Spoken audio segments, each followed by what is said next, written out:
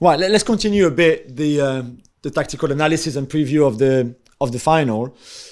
Stu, imagine that you are Pep, and we know that Pep in the past is, we've all said it, kind of overthinking a little bit and going with no 6 against Chelsea in the final, going some crazy stuff there and there at times. But this time it seems that he's found the best team that you mentioned, the little box in midfield, the 5 defenders, the 5 attackers, all of that. You don't expect any surprises this time. You think that this is going to be the team that starts the final? I think so. I think that would be the shape as well. I can't see any reason why you'd want to change it at the moment. They're playing top quality football. They're very difficult to stop playing and stop getting possession. They can always find a spare player somewhere on the field. So I don't think he will change that at all. He'll go with the same side. You could have the discussion about Bernardo Silva or Mahrez, who scored a hat-trick in the semi-final of the FA Cup and on occasions has been fantastic. But I think he'll stick with Bernardo Silva. So we're talking Ederson in goal, obviously. Yeah. And then Walker, Diaz. I suppose the other one is Akanji or Ake, maybe? Yeah, I would go with Ake, to be honest. You have a left footer on the left-hand side. Yeah, I would have a left foot on the left-hand side because if he needs to go out to left-back, he can defend out there just as well. Akanji's okay out there, but Ake, I think, over the course of the last year has been a better player. Then Stones, Rodri, Gundogan, the one we said, and Grealish, Haaland, and Haaland right through the middle. Yeah, Gabi, is that you think the same, or do you think that Pep maybe? I mean, he's been asked the question a million times. Could he come up with something like Rodri in goal, or Walker as a number 9 instead of Haaland? It's funny because he was asked specifically about the decision to take out Rodri in that final against Chelsea, right? And look, I don't think he likes these questions. And you know my view on it, right? I don't think it's overthinking. I think it's thinking. We can't have it both ways. We can't praise him for being clever when he does something new like the back 3 and then say, oh, look, you're overthinking when it doesn't work. And he said something which I thought, at some point is a bit underreported. He said, we had a very good reason for not starting Rodri. I am paraphrasing here. And it's not, and if I were to tell you the reason, you would agree with me. So I don't know if there was some mystery there that we don't know about. He still didn't say why he did it, but he didn't say why, but people didn't pick up on it. But no, I would agree that's it. I personally, I do wonder a little bit about Ederson. My views on him and the kind of season he's had. I'm wondering if there's a hint in the fact that Ortega's played quite a little bit in goal. Obviously in the cup final, and I believe in one of the 2 games, if not both games, towards the end of the season. So I just wonder a little bit whether Ederson might be slightly affected by something, or maybe by not having played in a couple of weeks, but not a huge deal. Otherwise, you're right. I think there's a potential Bernardo Silva issue. I think Ake is probably a better fit to stop Denzel Dumfries because he's left-footed and because he's probably more athletic than Akanji, but I mean, to me, that's pretty much a toss-up. I mean, we mentioned Stones and that incredible transformation, let's be honest here, because at the start of the season, neither of us could have thought that towards the end, he would be this wonderful midfielder that clearly brings a lot of balance and control to the team. But we've also seen a bit against Bayern Munich, for example, and Real Madrid in the first leg, where he was a bit hybrid. So there was the midfielder in him when City had the ball, so he could offer another option to the guy on the ball.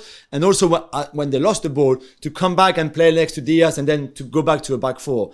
I guess against the front 2 that Gabi was mentioning before, which is very unusual, and City haven't faced many front 2 really this season. Not many teams in the Premier League play like that. Maybe there's also that option, because you're right. Lately, we've seen Stones as a midfielder with the ball, without the ball, start to finish. He was still going to a back 4 from goal kicks and things like that. So when the goalkeeper might be thinking about going long up to Dzeko or Lukaku, whoever's playing, and Martinez will try and run off the back of him, that's when he goes into a back 4. So he plays as a normal centre. But as soon as they win back possession, he steps into midfield. And the thing that he's done brilliantly is because sometimes he's been a spare player. He hasn't stopped. He hasn't stayed in midfield and said, right, I'm going to pass it square and that's my job done. He carries on making the forward runs. He's making runs that Kevin De Bruyne, when Kevin De Bruyne goes wide, he keeps going in and further and further. And Rodri's been doing the same. So they have to be very aware, Inter Milan, of the movement of Stones and Rodri. They can't allow them the freedom of the park as Real Madrid did at the Etihad, and at times Manchester United did at the FA Cup final. I agree. For Inter, Gabi, where do you stand on the Dzeko, Lukaku discussion? Is it really that obvious that Dzeko is going to start up front with Lautaro because Dzeko has played the big games and clearly Inzaghi likes that partnership, or the fact that Lukaku has come back into form really towards the end of the season, where let's not forget Inter have won 11 of the last 12 games, so they're in really, really good form, and Lukaku is in good form as well. Would you be tempted to start Lukaku with Lautaro if you were Inzaghi? I would be tempted. I don't think Inzaghi will be. I think certainly the buzz is that it's going to be Dzeko. And I think part of it is there's another element that comes into play. Inzaghi is famous for his program substitutions and really exploiting the 5 substitutes more than anybody. And in fact, there's a big contrast with Pep here, because Pep rarely uses all 5. In fact, he often just uses 1 or 2, if that. So I think the idea of having a fresh, big, strong, fast Lukaku coming on at the hour mark, when, obviously it depends how the game goes to that point. I mean, Inter could be 4-0 down and it's not going to make much of a difference. But if the game is close, if Inter's still in the game, all of a sudden you've got a serious change of pace to deal with in terms of City's defenders, because Dzeko is obviously a lot more static, a lot more stationary than Lukaku is. I think both are very, very intelligent, very unselfish players. So I think he likes that options of chucking Lukaku in there, hopefully at a point in the game when the City defenders are going to be a little bit more fatigued. Dzeko or Lukaku? Lukaku is more dangerous than Dzeko. Dzeko is a hold-up player, and I think that's what Inzaghi wants in the side to start with. And you talked about Ivan Toney beforehand, about when they played against Brentford. He was the target man. He held the play up, and then players could run off the back of him. So that's why he will probably start. I just hope Inzaghi doesn't leave it too late to bring on Lukaku and make those substitutions that Gabby was talking about. In case, if they're 2-0 down and the game's gone, it's no good then bringing Lukaku on after 65 minutes, because he's not going to change the game. You might have to bring him on at half time. And of course, Brozovic will come on into midfield probably, and Mkhitaryan will go off, and Çalhanoğlu will play higher up the field. The same substitutions are made week in, week out for Inter. Pretty much. We probably will see Gosens play at some point halfway through the second half and come on for Di Marco. That's been the case in most of the games I've seen this season. So, yeah, I would go with Dzeko to start with, and Lukaku probably after 60 minutes. It's a big game, Gabby, for both Pep and Inzaghi, really. I mean, Inzaghi, remember when Inter were really going through that bad patch in results, in terms of numbers and the expected goals and things like that, they were still doing okay, but they were not winning. And there was a time where we even thought that he might not finish the season. And now he's in the Champions League final. They've won already the 2 cups, the cup and the Super Cup in Italy. So this is, as you mentioned on Monday, a potential treble, their own treble if you want. But this is, I mean, I don't want to say the question, is this game more important to Pep or to Inzaghi because it's a Champions League final and it's important for everybody? This is not the question. But Pep has been there before. He's won some, he's lost some, of course. For Inzaghi, this is something quite special. And, for all his career as a player, he was in the shadow of his brother who was better than him and won more things than him, etc., etc. I mean, but he was better in the sense that he won more things than his brother was far more successful than he was. Exactly. So this is huge as well. It's huge for him personally, for the criticism that he received earlier in the season, for what he's been doing with his Inter side. So where do you see this kind of the approach of that final from a Pep point of view and from an Inzaghi point of view? And then Rob will ask you the same for you as a former coach and manager. I mean, look, I think this game is bigger for Pep. I know he's obviously been there, done it. He's got nothing to prove, but in his head, he said so himself. There's going to be something missing if City don't win the Champions League. The reality is he hasn't won a Champions League in 10 years, and he's had the teams to do it. The reality is he's never won a Champions League without Lionel Messi. It doesn't diminish him, but he's the one who brings us up. He's the one who talked about this pressure that's on himself. If you're Simone Inzaghi, you're playing with house money, because his whole life has been, I am the underdog here. He was a far more talented player than his brother, but people said, oh, look, his brother he's hungrier, he's more edgy. Simone was always like, sort of the good younger brother who liked to please, and people think he's soft. He said so himself. He's like, don't mistake my politeness for stupidity. He's polite. So he's already proved a ton by getting where they are. Let's not forget, Inter are perpetually flirting with, insolvency year after year. Let's not forget who's on this team. It's a bunch of it's a bunch of free transfers. It's a bunch of players who either other teams didn't want. Yes, you have a sprinkling of, I think, superstars. I think for me, Bastoni is a superstar for a defender. I think Barella can be a superstar. But there aren't too many others like that. And this is an underdog story. So clearly the game is going to be bigger, I think, for Pep, because there's simply a ton more expectation. Inter have already won their season in terms of achievement. Simone Inzaghi certainly has, when he had so many people doubting him. So I don't know if that answers your question, but for me, there's no question. No, it is, because do you agree? Do you think Absolutely. The pressure is more on Pep? Because this time they're so close. I mean, when they lost to Chelsea, they had lost to Chelsea before in the season. We knew that Tuchel was a bit of a, they were a bit of a buggy team, but that they've come across each other in Germany as well, and Tuchel done exactly. okay there And against this time they are so hugely favourite. Everybody really give them winners. Nobody sees Inter. And they're so playing really well at the moment. They're looking like a top class side. That performance against Real Madrid was magnificent at the Etihad. So there's a lot more pressure on Pep Guardiola, and as Gab said, he's putting pressure on himself as well. He wants to win the European Champions League for Manchester City, to say that I've developed this club from, of course, with lots of money, but I've developed this club from where they were to being the champions of Europe. As for Inzaghi, when I commentated on the first leg when they went to Benfica. He was under massive pressure going into that game. If he'd have lost that game, Gab might disagree, but I thought he would have lost his job. He was under so much pressure. I think they'd lost 5 out of the last 6, or they were on a terrible run. He gets a good result away at Benfica, and from that moment on, they've been a very good side. Can they carry it on into the final against Man City? I just think there'd be a little bit too much fear about Inter when they come up against City. So we mentioned on Monday when we looked into the FA Cup final that Erling Haaland still didn't score in that game. No. I think it's 5 games in a row. 1 goal in his last 8 in all competitions. Some games that he only came on, he didn't start. There were no all starters. Gabi's not worried. I'm not too worried either, to be fair. No. But this is still the longest drought, or one of the longest drought we looked in his career. Like certainly from the Dortmund years. I'm not sure Salzburg, but Salzburg he was scoring so much. So, do you think that he will think about it in his head? This is the biggest game of his career. This is the biggest game of many of those players' career. Or do you think he's such a machine in a way that he actually doesn't care that he'll care that he hasn't been scoring, but he knows that another chance will come his way. He will probably take it. But what we haven't said is that, when I was again looking back at how the opposition can play against this Man City team, even though he's not scoring goals and he doesn't have that many touches of the ball, he continually takes 2 or 3 players.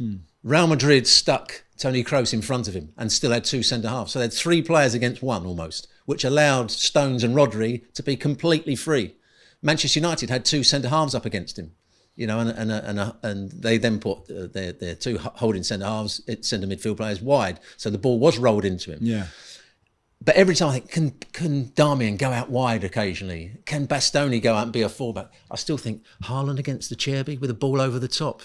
As good a player as Cherby is, he's not going to match him for pace, and he only needs one little ball down the side, and he's away. So he's still playing his part without having that many touches, without scoring goals. He's still a key factor to the way Man City play. Gabi, Cherby against Haaland. I mean, Cherby is one of the fairy tales of this final, considering he's been cancelled twice. Again, nobody would have expected him to be there starting a Champions League final at the start of the season, where we saw Rudiger being very aggressive in the first leg against Haaland with success. The second leg against Real Madrid, Haaland could have had a hat-trick, missed those chances as well. Where do you stand on the Haaland situation, the debate, and that matchup with Acerbi? I like the idea that Acerbi beat cancer, so he can certainly beat Haaland. But in reality, he's going to have to use his entire toolbox to stop him. I think he's going to get help. I think the fact that he has a phenomenal athlete to one side of him in Bastoni, and he has a very experienced player next to him in Darmian, is also going to help. I'm more concerned with the interplay when De Bruyne comes forward, and because we talk about front 1, front 2, but based on where De Bruyne has been playing all of late, many times, De Bruyne is right up there too, or Gundogan. I think that's going to be the big threat against Inter's back three. And if I can go back to the midfield, Inter, obviously Robbo said they're going to have 30% possession, or wouldn't surprise us. Yeah, that could happen. It wouldn't surprise me if it happened. Equally, Inter's midfielders, and this is a break from Inter sides of the past, there's no holding midfielder there. You've got all guys that can ball. You got all guys that are comfortable. Yeah, I think they can soak up the pressure, to be fair. I agree. I think to some degree, you imagine Mkhitaryan or the Bras. The Bras probably won't start, but these guys are good at keeping the ball. They're good at, getting fouled as well, because when you press, you foul, alleviating the pressure. I think I wouldn't be surprised if Inzaghi tries to do that. You can involve the center halves in that a little bit too. Bastoni's got an incredible left foot. You don't want to be in a situation where you're just compressed in your box and City just keep pinging the ball around, because sooner or later they're going to score. That's not how Inter want to play, and I think Inzaghi knows they're not going to be successful if they do that. Now, if you do try to keep the ball, obviously you open yourself up. There's more space behind for Haaland to run into, and then, as you said, Haaland versus a Chadby in a foot race, I'm not going to back a Chadby there. True, but Onana can be a really good sweeper keeper as well. So if you play, don't have to play a super high line all the way to the halfway line. You've just upset me. If you have a medium block, what I mean by that is Onana is clever enough to judge the danger. He's good at the ball with his feet. He's one of the best in terms of distribution. So I don't think they will play a super high line. No, but a medium block could be a decent option there with the back five, because they're certainly not going to press high up the field. You're not going to have Dzeko and Martinez will probably drop onto Stones. That's how I think will happen. And Walker and Ake will be the spare players, and Dzeko will stay up against Diaz. So it's how they then cope with Walker coming forward with the ball, and who goes to him first, and who goes to Ake first, and who they leave, so that then Man City can play from there. Yeah, so I don't think it's going to be certainly won't be a high press from Inter. It could be a medium one, so that they're really compact in midfield, and they sort of almost say, try and play the ball over the top. You just said, and Nana will be on a good starting position, and Bastoni and Damian's quite quick as well. They can be ready for that. And Acerbi gets tight to Haaland to almost win balls played into his feet. But if you do that, you're still talking about playing three players against one centre forward, and then you've got spare players elsewhere on the pitch. But defensively, we know that Inter, and just before you go, defensively, we know that Inter it has to be a masterclass if they want to win. Even if they defend the decision making, well, the talking, the understanding between each section of the team has to be right. When does Darmian allow Dumfries to go on and say, I'm going to go out and defend Grealish? When does he say to one of the midfield players, let Gundogan come on to me because I'm spare, so he's going to run on to me? They're the decisions that they have to get right 95% of the time. Yeah. Gabi? Yeah, I just wanted to add, you mentioned there, at some point you have to pick your poison, right? You can't match up with everybody all the time. If, as Robbo suggested, Walker and Ake or Akanji, if he plays, if they're the spare players with the ball, and they bring the ball forward, if I'm Inzaghi, you know what? I can live with that. They're not as technically gifted as some of the other players on this City team who can hurt me. I think you also have to make some decisions, maybe based on form. I don't think Grealish, for example, who's been exceptional this season, I don't think he was great in the FA Cup final. Leaving aside the whole penalty incident that he wasn't happy with. Is there something that you can do that you can do there? Do you maybe actually leave Dumfries with them? Well, Gab, what I would say is the best thing that Inzaghi can do is make Man City as predictable as possible. That's the art of good defending when you're playing against a better team. Make them predictable. Make them so you know where the attacks are going to come from. So from when the goalkeeper gets the ball, you sort of they could go on half of one side of the field and say, throw it out to Ake, but we're not going to let Ake play it infield. Yeah. He's got to play it to Grealish. Now we'll lock Grealish in. Yeah, with his back to goal. With his back to goal, and he's got to go back to Ake. So we're defending a very small area of the field, and we know where the attacks are coming. That has to be Inzaghi's plan at some point, to make Man City as predictable as possible. If they allow balls to go into Rodri and Stone, they can go anywhere with their passes. Yeah. They can go into the front, they can go wide down the left, wide down the right. There's no defending it. Right, just to finish, boys, 9 teams in the history of football have done the treble. So the Champions League or the European Cup before the Champions League, the league and the FA Cup. Celtic in 67, by the way, who also did the quadruple, the only team. Ajax in 72, PSV Eindhoven in 88. Manchester United, of course, in 99, the only English club to have done it. Barcelona 09 with Pep, of course, and 15 with Luis Enrique. Inter, the Mourinho team, of course, in 2010. Gabi remember. And then Bayern twice in 13 and 2020. City obviously just need this final. They've already won the league and the FA Cup. Would this be... I mean, this would be an amazing achievement. As you can tell, not many teams have done it in the history of the Champions League since the 50s. Would this be Pep's greatest achievement? And would this make this City team maybe the greatest that we've seen in English football history? The Liverpool team of the 80s were fantastic, and they were winning European Cups. But no trebles. And they were winning the league, and they always sort of fell at the FA Cup or whatever it was.